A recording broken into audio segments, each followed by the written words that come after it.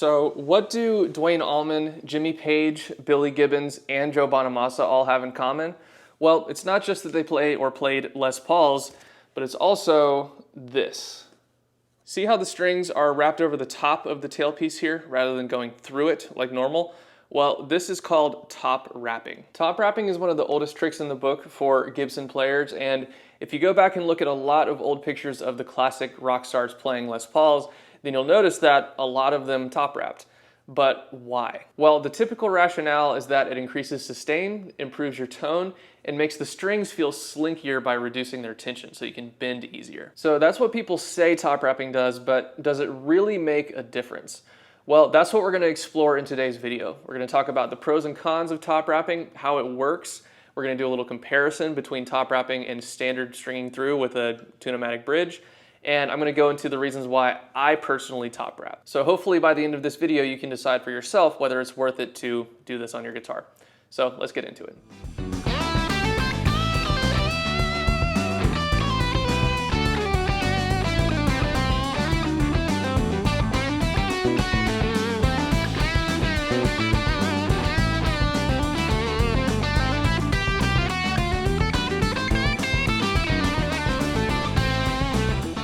In order to understand why someone would top wrap their guitar, we first have to take a look at the normal way to string up a tune-o-matic guitar. So if you buy a Gibson or an Epiphone or any tune-o-matic bridge guitar, then this is probably how it's going to come stock from the factory. The strings are fed through the back of the tailpiece, over the tune-o-matic bridge, and up to the tuners. And if you take a look at how I have it set up now, the tailpiece is raised up off of the body a little bit. So these screws right here, which are height adjustable, they're set to where the tailpiece is off of the body a little bit. Now, like I said, this is how most tune-o-matic guitars come set up from the factory, and the height of this tailpiece here is the key to all of this. When you string a guitar like this normally, the main thing that tailpiece height is affecting is the break angle of the strings. What I mean by break angle is how sharp of an angle the strings make as they pass over the saddles. The higher this tailpiece is, the shallower of an angle the strings are going to create over the saddles. And the lower it is, the sharper of an angle is going to be. Most of the time, these guitars come from the factory set with a tailpiece height that creates a pretty moderate, just medium break angle over the saddles.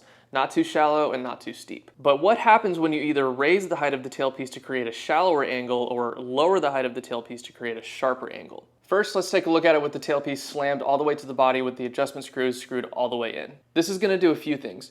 First of all, it's going to give the strings the sharpest possible break angle over the bridge here. That sharper angle is going to cause the strings to put more pressure on the bridge, which can cause more string breakage. And on certain bridges, such as the more modern style Nashville tune-o-matic bridge, this is an ABR1 style bridge, so it's narrower. Having such a steep angle can cause the string to contact the edge of the bridge right here, which can cause even more string breakage. That sharper angle also can make your strings feel tighter, making bends more difficult. One last negative effect of that extra pressure is that it can gradually, over time, cause your tune-o-matic bridge to sink in the middle. This is a common problem with vintage tune-o-matic bridges where the middle is sunken in like this, which completely throws off the radius and the setup of the guitar. That being said, there is one major benefit, or at least perceived benefit, to lowering the tailpiece all the way, and it has everything to do with the studs. So this is a stop bar tailpiece stud. As you can see, it has a pretty long threaded section here that goes into the body of the guitar, into a bushing that looks like this. So this threads in, and that's how you set the height of your tailpiece, is with two of these. And the argument or the belief is the further you can thread these studs into the bushings deeper into the guitar, the more vibration is going to transfer into the guitar and the more resonant and lively it's going to be. Whether that's true or not is up for debate, and we'll test that later. But in a nutshell, stringing a tune-o-matic bridge normally like this and having the tailpiece decked all the way to the body can cause more string breakage. It can make your bridge sink in the middle and make your strings feel tighter, but having the two studs screwed in all the way can potentially, allegedly, make your guitar sound better and give it more sustain. So now let's see what happens when we raise the tailpiece higher than we had it before. Alright, so as you can see, the tailpiece is now much higher than it was before, and we have a much shallower break angle over the bridge here. Now, having this shallower break angle essentially fixes all of the issues that we had before when the tailpiece was decked. With this type of setup, the strings are putting a lot less pressure on the bridge, which greatly reduces string breakage. It makes it less likely for the bridge to cave in on you. and it makes the strings feel slinkier and looser so you can bend more easily. So why wouldn't you just always set your tune-o-matic bridge like this then? Well, the issue goes back to the stud depth. As you can see, the studs are now sticking way up out of the bushings and nowhere near being threaded all the way into the body. So where before we had our threads sticking all the way down into the body, now they're only sticking in about halfway or less. Some people argue that that can greatly reduce the amount of vibration that can get transferred into the body, making your tone worse and reducing the amount of sustain your guitar has. So having this kind of setup is healthier for your strings and your bridge and makes the guitar a little easier to play, but potentially can make your guitar sound worse. And that right there is where top wrapping comes into play. Top wrapping essentially gives you the best of both worlds of those previous two setups. Feeding your strings through the front of the tailpiece and wrapping them over the top of it makes the exit point of the string at the tailpiece higher than it would be when you string it normally. And that allows you to screw the tailpiece all the way down to the body while still having a nice and shallow break angle. So you get the benefits of having that shallow break angle and the benefits of having the stud screwed all the way in. A couple of quick things to note if you want to try this out yourself. First of all, like I said, when you're going to string this up, you're going to put the string in through the front of the tailpiece. So this is the front, this is the back. Normally the string goes in this side and then goes up and towards the bridge, but now we're putting it in through the front of the tailpiece. So when we put the tailpiece back on, the string is pointing out backwards. So we're going to push the tailpiece into the post, pull on the string as we're wrapping it over the top so the ball end stays nice and seated in there so it's not sticking out like this when you wrap it over. And then just pull it over the top and then cinch it this way. So the string is going to kink right here where it comes out of the bridge.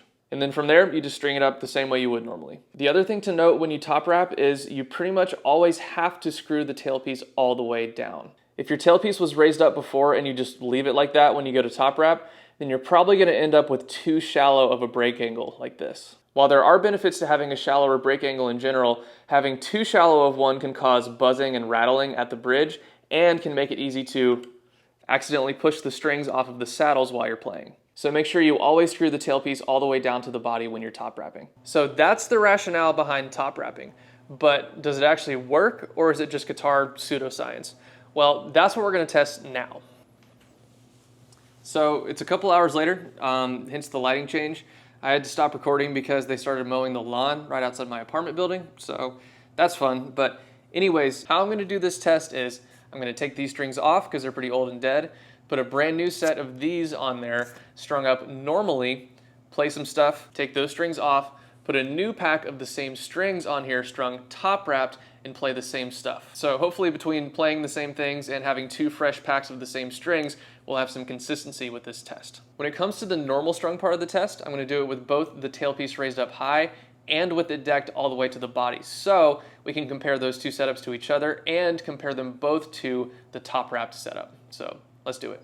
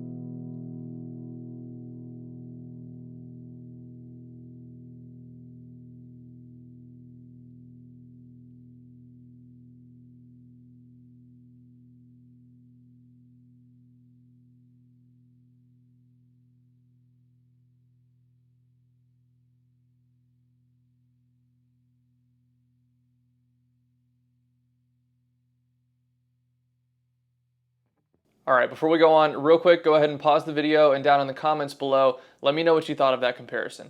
Did you hear any differences? Did they all sound the same to you? Let me know. Also, really quickly, for those of you who don't know, I'm primarily a slide player, and I just recently released my very first guitar course, which is called the Slide Guitar Course Standard Tuning Edition. I'm not going to do my whole spiel in this video, but basically, if you're looking for an in-depth video course that teaches you everything you need to know to be a versatile, well-rounded slide player in standard tuning entirely, then my course is for you. Link to check it out is in the description of this video down below. So, my thoughts on top wrapping after recording that comparison and listening back to the results. When it comes to factors like tone, resonance, and sustain, I did hear some very slight differences upon listening back to the recordings, but I think that they're subtle enough that they're not really going to make very much difference in the real world. I thought the strummed open chords all sounded about the same. When I played the single note lines, interestingly to me, the worst sounding one was strung normally with the tailpiece decked all the way down. That one out of the three sounded a little bit kind of thinner and more just kind of choked out to me, I guess. Whereas the strung normally with the tailpiece higher and the top wrapping examples sound a little bit fuller and just less constrained, if that makes sense. But again, very slight difference. When it comes to the sustain test, technically the top wrapped example sustained the longest, the strung normally with the bridge decked sustained the second longest, and then strung normally with the bridge raised was the shortest. When I say that though, what I mean is just how long you can hear the slightest little hint of a note until it completely dies out. If you look at the waveform of the first few seconds of sustain, it's pretty much the same for all three examples. And to me, minute little differences in sustain like that on the same guitar don't really matter. As long as you don't have a dud of a guitar that just is completely dead sounding, or you don't have like a hollow body or something that just naturally has less sustain, as long as your guitar has decent hardware and at least an average amount of natural sustain on its own, then first of all, I don't think any of these stringing setups are going to make or break your sustain.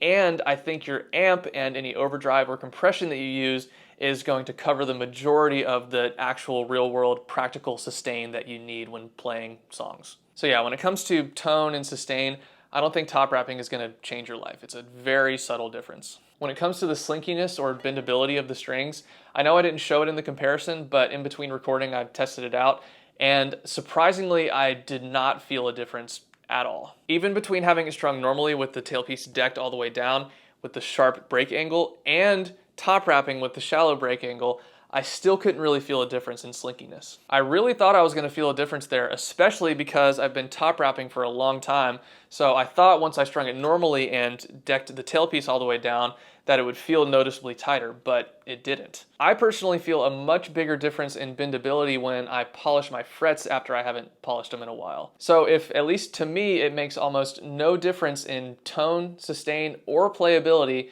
then why do I top wrap all of my Tune-O-Matic bridge guitars, and why am I going to continue doing it after this video? Well, for me, the main reason is string breakage. I can confidently say that I break way fewer strings when I top wrap compared to stringing normally. That shallower break angle really does make a difference. Back when I used to string normally and had a steeper break angle over the saddles, I broke strings all the time. And that was even after getting brass saddles, which are softer than the typical steel ones these come with, and making sure there were no burrs or anything like that. I would do everything that you're supposed to do to make sure you don't break strings, and I still broke strings all the time with that steep angle. Top wrapping and having a shallower break angle fixed that for me. But you might say, well, why don't you just string it normally and raise the bridge height if you don't think top wrapping makes that much difference otherwise? Honestly, I just don't like the way it looks when the tailpiece is raised way up off the body and the studs are sticking halfway out of the guitar. It just kind of looks wrong to me, whereas having it screwed all the way in, it just feels more secure, and I don't know, it just looks like it's supposed to look to me. So with top wrapping, I can have both. I can get the shallower break angle, and the tailpiece just looks how it's supposed to me. And I mean, come on, you have to admit there is a coolness factor here. It just looks cool in and of itself, and having that association with legends like Duane Allman, Billy Gibbons, and so on is worth something if you ask me. So that's why I top wrap my Tune-O-Matic guitars. Let me know in the comments down below whether you top wrap yours. If you've never tried it before, then give it a try and let me know what you think. That'll do it for today's video. Thank you guys so much for watching. Don't forget that I have a standard tuning slide course out now. You can check it out at the link in the description of this video down below. If you could please like, comment, subscribe, and click the bell notification icon to get notified whenever I post new videos. That'll help out my channel a lot. Thanks so much, and see you next time.